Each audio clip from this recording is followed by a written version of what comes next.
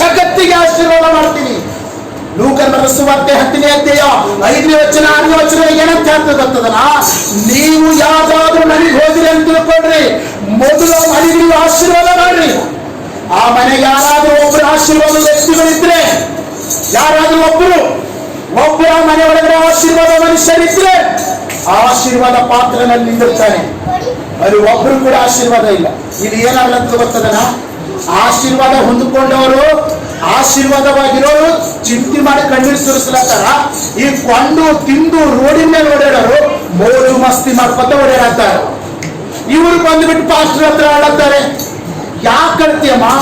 ದೇವರು ನಿನಗೆ ಆರಿಸ್ಕೊಂಡನ, ನೀ ಕರೆಕ್ಟ್ ಆಗಿ ನಡಿಲತ್ತಿದೆ. ನಾನು ಹೇಳ್ತಾ ಇದ್ದೀನಿ, ಆಮೆನ್. ನೀನು ಕರೆಕ್ಟ್ ಆಗಿ ನಡ್ಕೊಳತ್ತಿದೆ.